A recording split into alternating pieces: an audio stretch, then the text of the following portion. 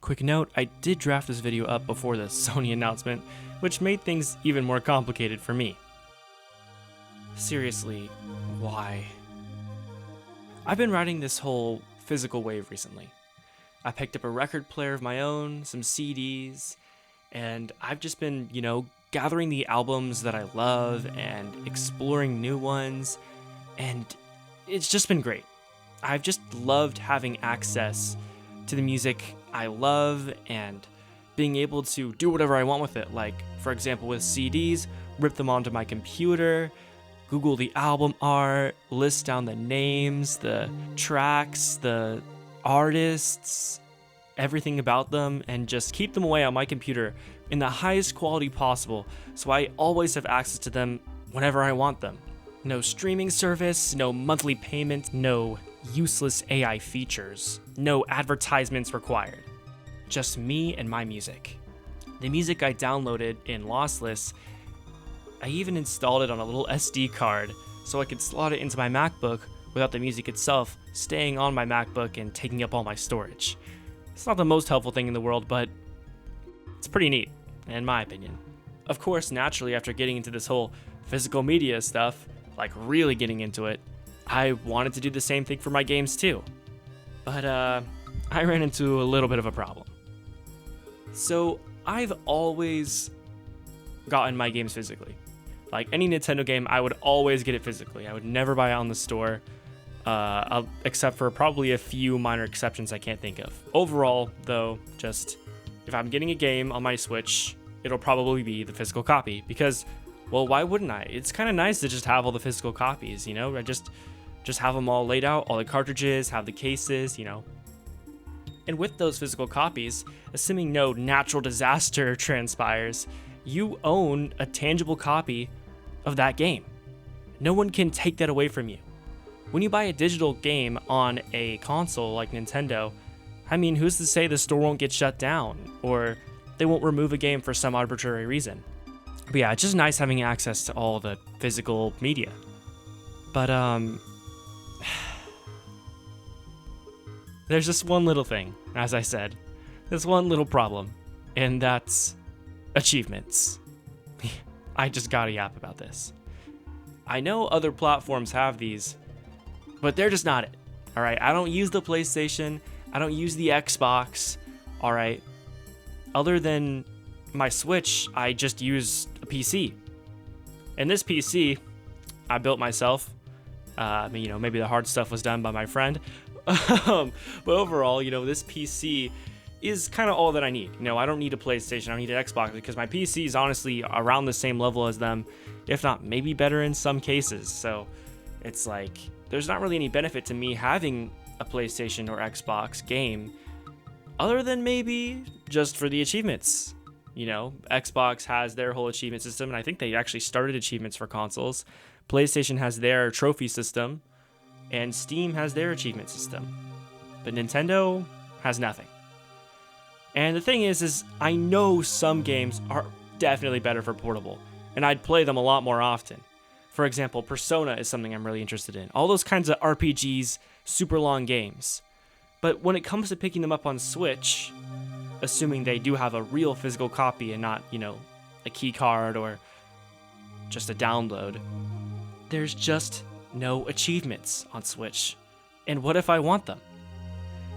And I know in-game achievements exist for some titles, but to me, it's just not the same as having that external marker on the title saying, yeah, I did that. I don't really know why it's that different for me though. And when it comes to trying to figure out where this all started for me, at first it was tough. I was really thinking about it. I'm like, why do I suddenly care about achievements? Because I didn't always care about achievements. Of course, when you're younger, you're just like playing the game, whatever. I'm done. Haha, you didn't even beat the game, whatever, too hard. I didn't always care about achievements. But then I realized, you know what? Yeah, I know what did this. Hollow Knight. Hollow Knight started this for me.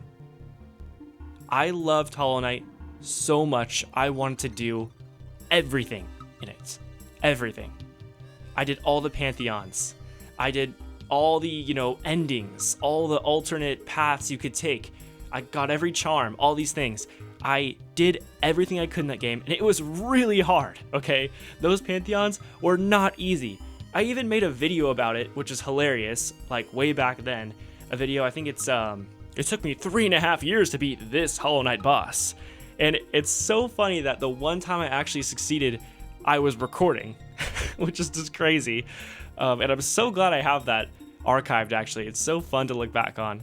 But it was really, really hard, as I said. But it was so rewarding to finally get that 100%. Technically, in-game, 112%. I was just so happy and so overjoyed. And I think just that whole experience really got me down this whole achievement wave. There was a time where I had hope that Nintendo might add them with Switch 2, but it seems pretty unlikely. Nintendo has a unique philosophy on achievements, and I found this quote from Bill Trinan, Vice President of Nintendo of America, about that. Quote, "They, Nintendo's designers, don't tell you how to play their game in order to achieve some kind of mythical reward," he said at the time. He continued, "Basically, the way the games are designed is that they're designed for you to explore the game yourself and have this sense of discovery. To that end, I think that when you look specifically at games from EAD, the since reconfigured Nintendo development group that had long been led by Mario and Donkey Kong creator Shigeru Miyamoto, and a lot of other games that Nintendo has developed as well, there are things you can do in the game that will result in some sort of reward or unexpected surprise. In my mind, that really encourages the sense of exploration, rather than the sense of, if I do that, I'm going to get some sort of artificial point or score that's going to make me feel better that I got this. And that to me is, I think, more compelling.